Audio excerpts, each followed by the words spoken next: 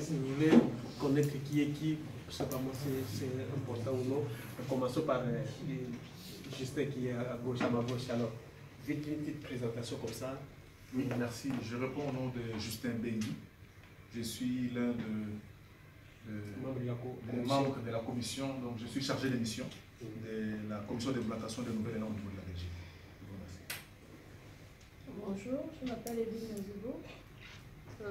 J'ai été invitée à la réunion aujourd'hui. Je suis fonctionnaire communal. Bonjour à tous, je suis Roland Mangala. J'ai été invité par Félix Mouchi. Et c'est le nom de mon père. Oui, je suis un peu libre. Donc, je disais, je suis Roland Mangala. Je travaille pour la commune de Saint-Gilles où je suis directeur de l'agence locale pour l'emploi. J'habite en Flandre. Et je suis très intéressé par les combats actuels. Et j'en profite pour dire que la justification, je pense que ça appartient au passé. On n'est pas là pour dire qui a fait quoi. On est là pour dire qu'est-ce qu'on va faire par rapport à la situation actuelle. À moins que quelqu'un pose une question, qu'est-ce que nous doit faire? Mais pour l'instant, nous risquons d'être toujours reculés parce qu'on doit se défendre, alors que le moment est propice pour donner des cours sur le plan démocratique et faire adhérer le maximum de gens. Bonjour, monsieur Vincent Fasso. Je suis membre de la commission d'implantation et nivellement en Belgique. Bonjour, Joseph Kousekemena. Je suis membre de la commission Nouvelle Élan. On nous appelle les chargés de mission en fait.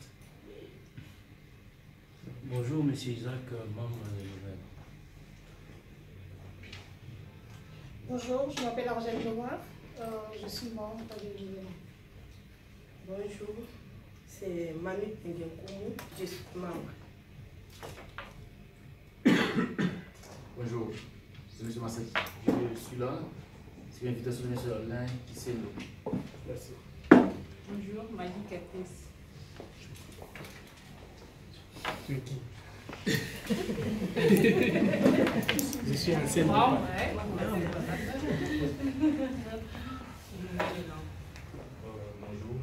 je suis Papi Martojo, je viens de Liège, je suis invité par Patrick Mouzit. Bonjour, Jeff Sekoulonga, j'ai été invité par Alix, j'habite Bruxelles. Bonjour, moi c'est Jean-Luc Okombe, je suis l'invité de Maître Justin. Oui, bonjour, moi je suis Martin Milonga, je suis invité pour M. Facho. Bonjour, je m'appelle Dieudonné Kwebe Kimpele, ex-journaliste à La Voix du Zaïre pendant une trentaine d'années. J'ai été invité par nos frères de Nouvel Élan, mais je viens ici en fait comme spécialiste en communication politique. C'est-à-dire quelqu'un qui peut qualifier soit un parti politique, ses argumentaires et ses actions. Et comme l'a dit le monsieur qui porte le nom de mon père, Mangala, n'est-ce pas?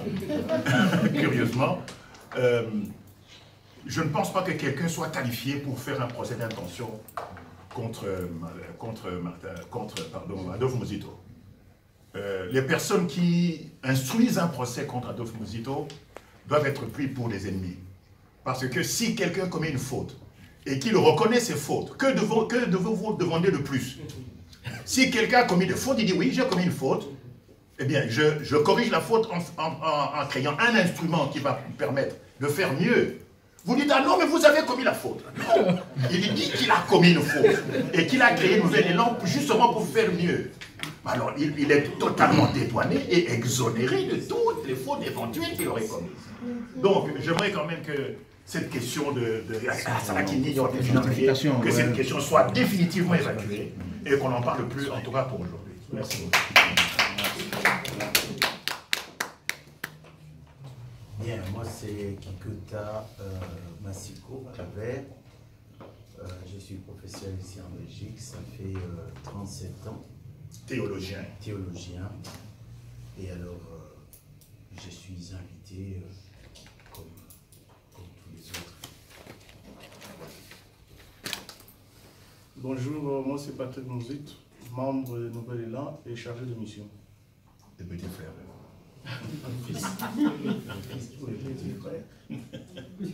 Bonjour, moi c'est Bijou Mouzou, je suis suis membre de Nouvel Élan. Bonjour à tous, moi c'est Christine Pied-Pied, j'ai été invitée par M. Kisengwana. Je suis venue, je ne suis pas membre, peut-être potentiel. Le problème du Congo actuel nous préoccupe tous. Comme venait à peine de le dire M. Kisengo, la seule façon d'apporter un plus-value, c'est via une structure. C'est la raison pour laquelle je suis venue observer et voir si je pourrais m'adhérer ou pas. D'accord. Merci. Bon, ceci étant, c'était sous forme d'émotion que les compatriotes ont voulu que nous puissions nous connaître. C'était très important. Cela est fait. Nous allons passer à notre deuxième étape. Donc, je disais que nous voulons implanter Nouvel Élan dans toutes les provinces de la Belgique. Je vais passer la parole à mon collègue Didier Zoul, superviseur adjoint, qui dise des mots là-dessus rapidement avant que nous puissions finalement nous mettre d'accord qui peut accepter quelle responsabilité à quel niveau. Ok, bonjour à tous. Bon, je suis Didier Zoulou, comme il a été présenté par mon collègue invité. Et je vais être bref pour vous présenter un peu la manière dont nous voyons la structuration de Nouvel Élan en Belgique. Alors, la structuration du parti Nouvel Élan au niveau national a été définie par les statuts même du parti. Et ces statuts nous disent que Nouvel Élan doit être organisé, structuré de la façon dont chaque État, la manière dont un État est structuré. Au niveau national, c'est calqué sur la structuration, sur la division, sur la manière dont les Congo est organisé au niveau administratif. Mais en ce qui nous concerne, dans des fédérations, dans la diaspora, chaque fédération doit calquer sa structure selon le modèle, selon la réalité du pays dans lequel nous vivons. En ce qui nous concerne, c'est la Belgique. Alors, nous avons essayé d'étudier un peu comment la Belgique fonctionne. Alors, on a constaté que la Belgique, on n'a pas constaté, c'est un fait réel. La Belgique est un État fédéral qui est divisé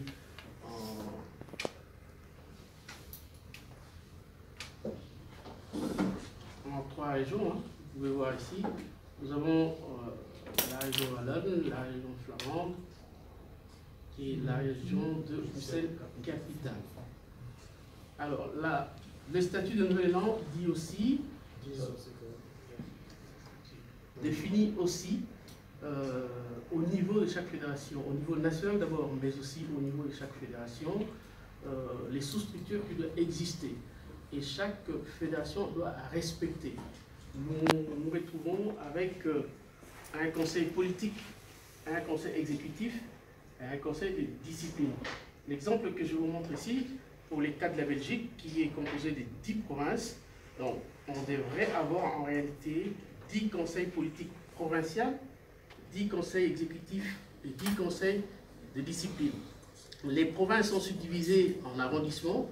Il y en a 43 arrondissements administratifs. Si vous multipliez par 3, eh bien, vous aurez 43 conseils politiques dans chaque arrondissement, 43 conseils exécutifs et 43 conseils de discipline. Les arrondissements à leur tour sont subdivisés en 581 communes. Là, de nouveau, chaque commune, si nous devons implanter une structure, si nous devons décider que nous fonctionnons en commune, ben, on aura, au niveau de la Belgique, 581 conseils politiques communaux, 581 conseils exécutifs et 581 conseils de discipline. C'est beaucoup trop. Parce qu'il faut trouver des gens dans toutes ces entités-là pour pouvoir conduire notre organisation. C'est difficile. Et donc nous nous sommes arrêtés, nous avons trouvé que les plus malins, les plus faciles, les plus réalisables, c'était de s'arrêter au niveau de 10 provinces. Ça, c'est les choix qui ont été portés pour une découpe ici en Belgique, pour une découpe provinciale. Voilà un peu. Si vous pouvez regarder la carte ici, on peut voir ici les 10 provinces de la Belgique. Chaque province avec son au chef-lieu, hein. Ça ici on dit qu'on parle aussi des chefs-lieux. Moi ce qui revient à dire tout simplement que Nouvel Élan Belgique sera, comme l'a dit mon collègue tout à l'heure, constitué de ces 10 structures au niveau provincial.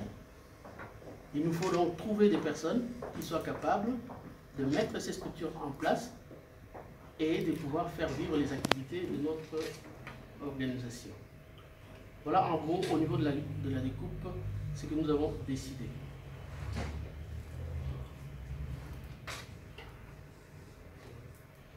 Tu as fini? Ok. Bon, je pense que l'essentiel par rapport aux animateurs que nous sommes en train de vouloir désigner ou responsabiliser, que nous avons besoin au moins au niveau du dit. Voilà. Au niveau des 10 provinces telles que défilées là, nous allons voir comment nous allons. Maintenant, la grande question que nous voulons nous poser, avant que nous puissions d'abord parler en termes de désignation de personnes qui se manifestent, nous allons voir selon les compétences, le militantisme et surtout la conviction. Qui veut vraiment travailler pour les changements au pays, la démocratie, mais au sein d'une institution appelée Nouvel Élan, qui est, nous savons, c'est un parti des droits congolais, c'est un parti national, que chaque province, ou pas nécessairement les 26 provinces telles qu'elles sont découpées aujourd'hui, mais qu'il y ait quand même une certaine représentativité par rapport aux origines, nos origines. C'est ce que j'ai appelé au début la géopolitique. Elle doit être prise en compte. Alors, mais avant d'intervenir, j'aimerais que nous puissions d'abord ouvrir un petit débat, parce qu'il y a déjà, tout à l'heure, il est intervenu, il a parlé de ce qu'il y a par rapport aux leçons, les appréhensions par rapport au passé, ne jugeons pas les gens, on voit le devant, ce qu'il y a. Je vous ai dit que nous sommes maintenant dans une nouvelle dynamique. Il y a eu des partis traditionnels qu'on a connus, mais qui ont trahi, qui aujourd'hui appartiennent au passé ou qui sont pratiquement, j'ai dit à quelqu'un que le Nouvel Élan est en train de naître sous les cendres du Palou. Pourquoi? Parce qu'aujourd'hui, et je ne vous trompe pas, si vous rentrez au Congo, vous renseignez-vous, 90% des militants du Palou aujourd'hui se retrouvent à Mozito parce que ce qui se passe au Palou ne reflète plus ce que Kizenga voulait ou ce qui peut être encore. Le fait pour le Palou d'avoir accepté de continuer à collaborer avec Kabila dans le FCC, ça a désorienté tous les militants et c'était une grande déception maintenant. Tout le monde dit, bon, comme Mozito a pris un nouveau chemin, un nouvel élan, un nouveau départ, alors allons avec lui. Donc, l'IDPS, ça c'est du passé. Avec ce qui se passe avec Félix Tshisekedi aujourd'hui, dès lors on ne parlera plus de l'opposition, oui, c'est un parti aujourd'hui, tout le monde s'est mouillé, en fait, c'est fini. On ne parlera plus de l'IDPS comme parti qui a encore d'espoir. Il faut trouver l'alternative, c'est des nouveaux partis. Il y en a qui naissent, les SID avec Marqué Fayoulou, Nouvel Élan avec Mozito, MLC qui existait déjà avec Bemba, et Moïse Katumbi aussi a l'idée de créer un parti, c'est en gestation, mais il n'a pas encore son parti. Mais nous travaillons pour Nouvel Élan, il faut une nouvelle génération, une nouvelles institutions pour pouvoir booster ou sauver le pays. Bon, est-ce qu'on peut ouvrir juste un petit débat, quelques personnes qui peuvent intervenir, s'il y a quelques questions avant, parce qu'on ne s'engage pas sans s'être d'abord renseigné. Vous avez des questions à poser par rapport à la personne de Mozito, au parti Nouvel Élan, et nous pouvons répondre d'abord à quelques questions. Il n'y a pas que des questions, peut-être aussi des réflexions pour enrichir.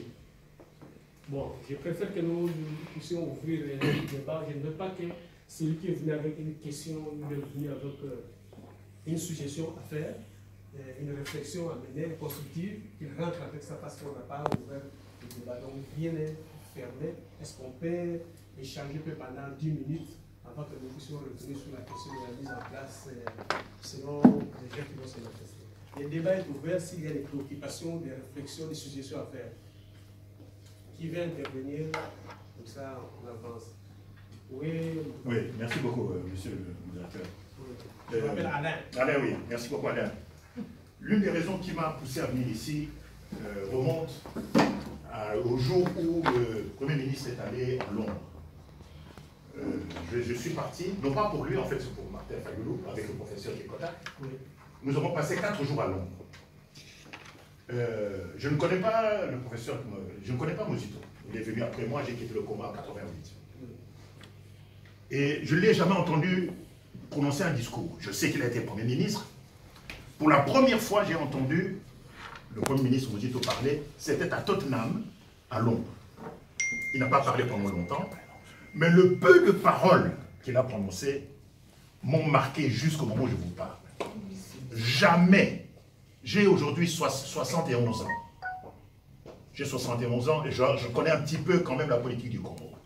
Je n'ai jamais entendu un homme politique tenir un discours aussi franc et aussi courageux que ce jour-là. Qu'est-ce que Mosito a dit alors que la salle était archi comble et que le président Martin Fayulu avait déjà parlé. Et lui, il est monté à la tribune pour dire ceci. Il dit voilà, pour la plupart des Congolais qui entendent parler de la balkanisation du Congo, c'est encore quelque chose de fictif, c'est virtuel, c'est un projet. Eh bien, moi, je vous annonce que la balkanisation du Congo est devenue une réalité. J'ai été à la tribune, j'ai sursauté. Même le président élu, Martin Fayulu, n'a jamais osé dire de tels propos. Et j'ai voulu le remercier. Le lendemain, je suis parti. Je crois que Justin on devait se voir, mais il nous a cherché. On avait déjà quitté l'hôtel Holiday Inn pour prendre le bus et rentrer.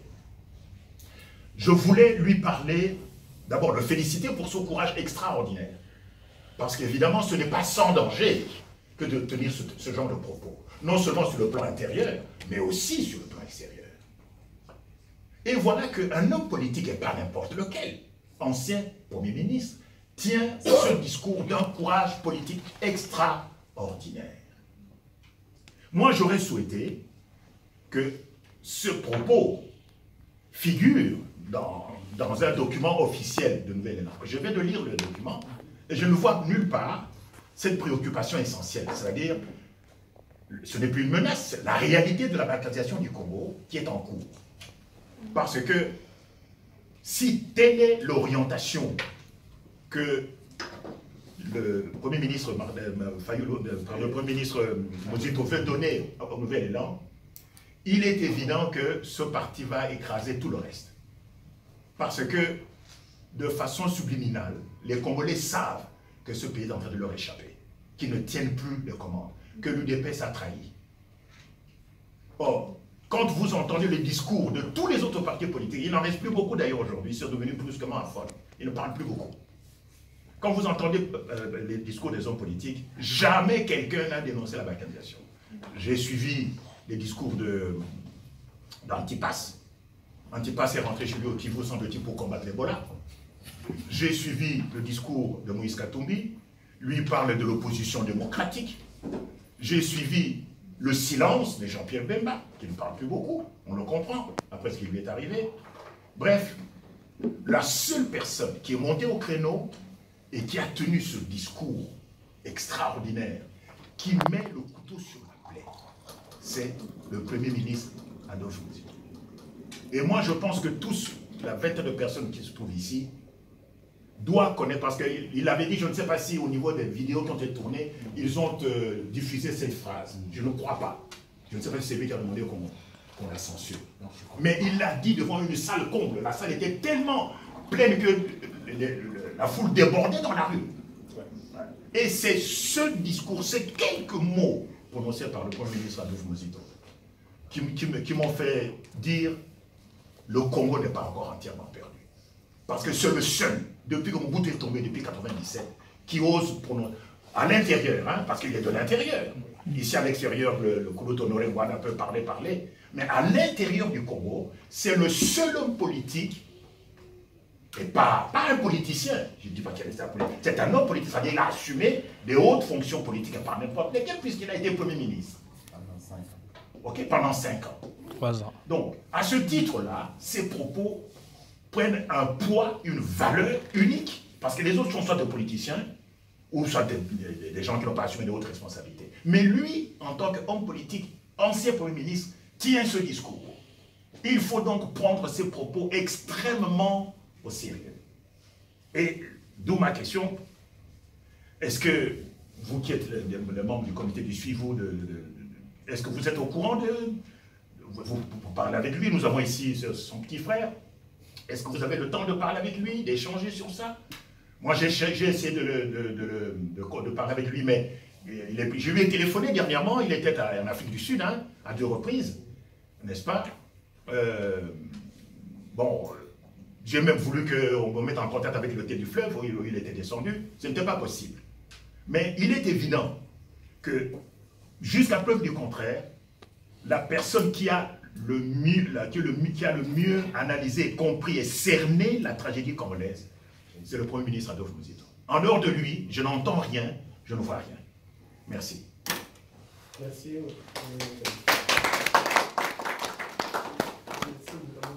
Et il y a quelqu'un d'autre, il y a une autre question. Oui? Ouais, j'ai échangé pendant la petite pause avec... Il n'y a pas que des questions, des suggestions aussi par rapport à l'avenir, tout ce que nous sommes en train de faire. Avec Didier, mais c'était un aparté, mais je voulais un peu formaliser que tous les compatriotes qui sont là puissent un peu avoir des aspects de ce qu'on a échangé.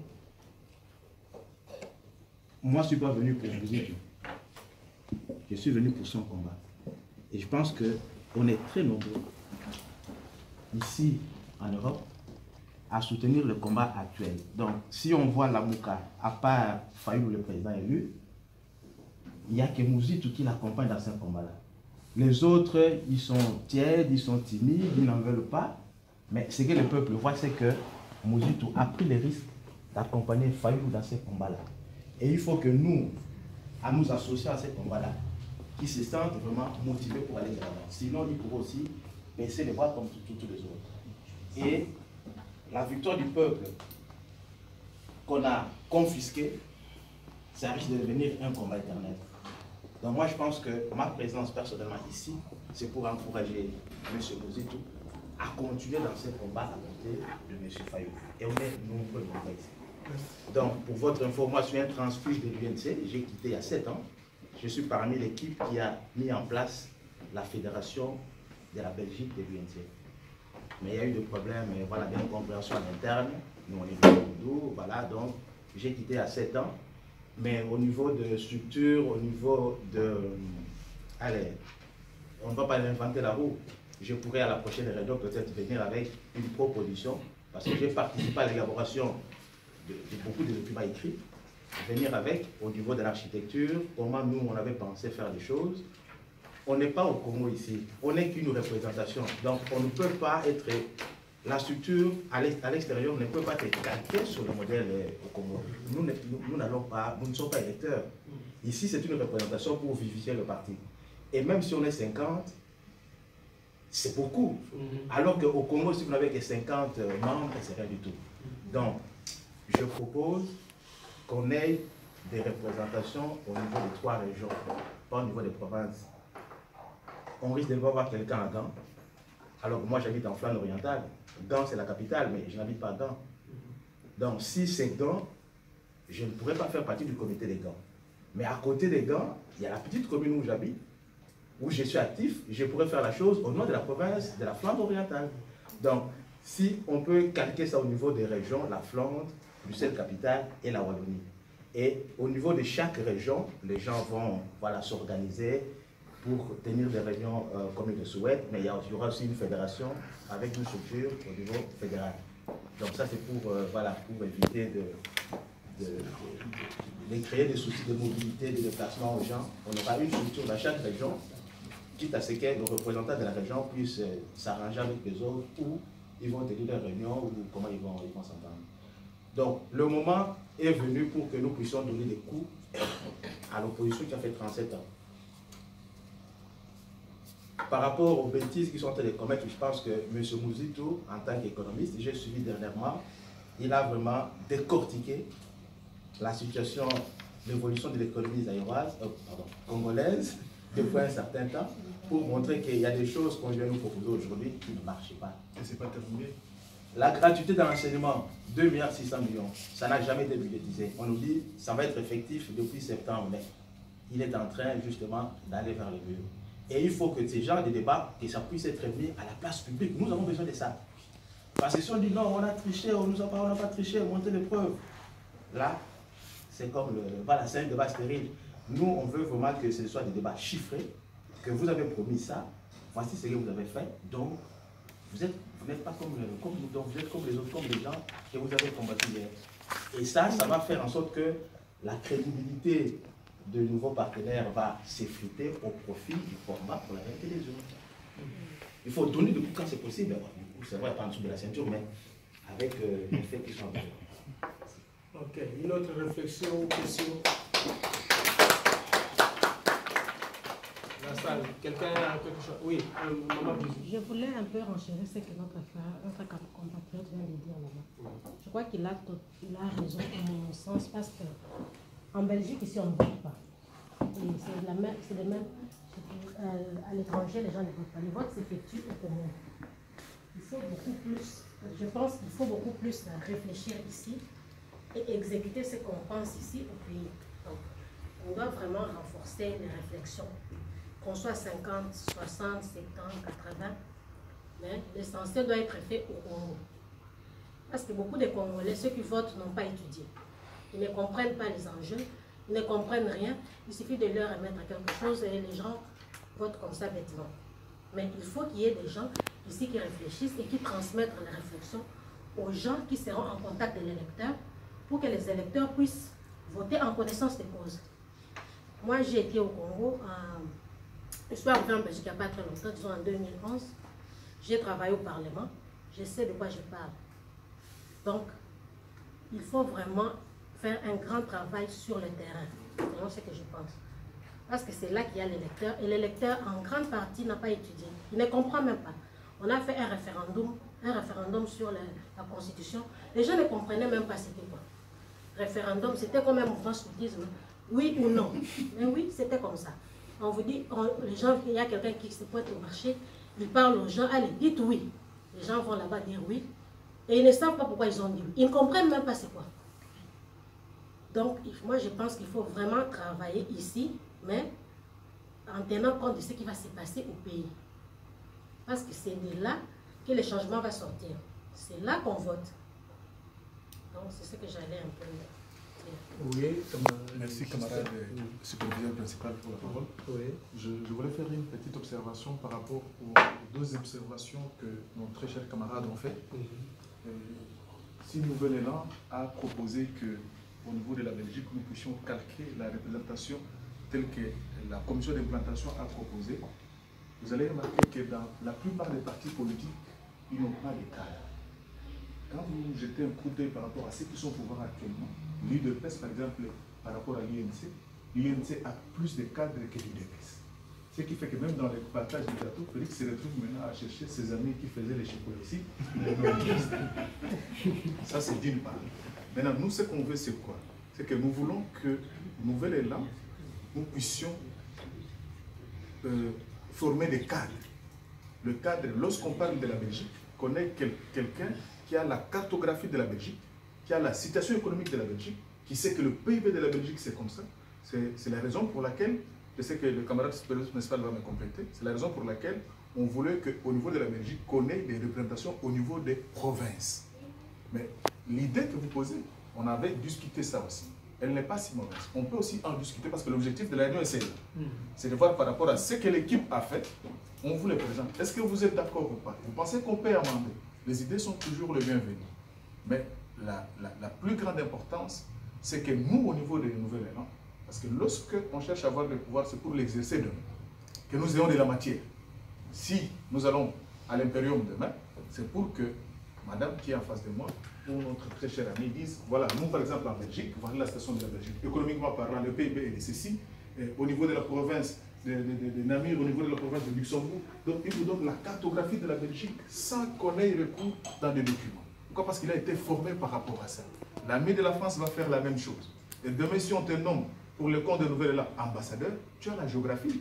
Tu sais que dans tel secteur, je peux avoir des experts dans tel coin, de manière à ce que les besoins qu'il y a au pays, toi étant ambassadeur, tu sais ramener l'essentiel à là où la nécessité est là. Donc voilà au moins ce que je pouvais apporter par rapport à mon observation, par rapport aux deux préoccupations. Merci. Je voudrais rebondir pour apaiser mon ami. Moi j'habite en Flandre orientale, je travaille à Bruxelles. Je suis économiste. pour savoir le PIB de la Belgique, l'évolution les 10 dernières années, où Bruxelles, tout ça, il ne faut pas habiter quelque part. Il y a les sites.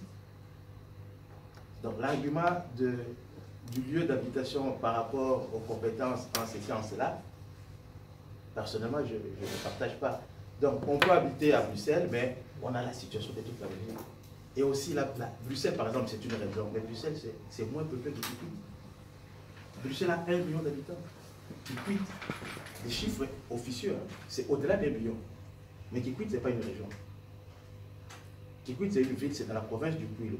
Donc, si le nouvel élan, province du Kwilu, à l'intérieur, il y a Kikwit qui est l'équivalent d'une région ici. Donc, la province en Belgique peut être un quartier au Congo. Oui, et si on prend l'option de la région, par exemple, on dit région de la Flandre, la région de la Flandre, c'est peut-être les 10e de la ville de Kinshasa. Juste un petit complément. Vous avez tous raison, on en a parlé longuement. L'idée, c'est la couverture, c'est la couverture du territoire belge, de manière à ce qu'on puisse implanter les partis de Nouvel-Élan. Maintenant est-ce que 10 provinces, c'est trop? J'ai parlé des arrondissements, par exemple, jusqu'à 543, j'ai dit c'est beaucoup trop, c'est difficile de trouver des gens qui puissent faire ce travail-là d'implantation du parti.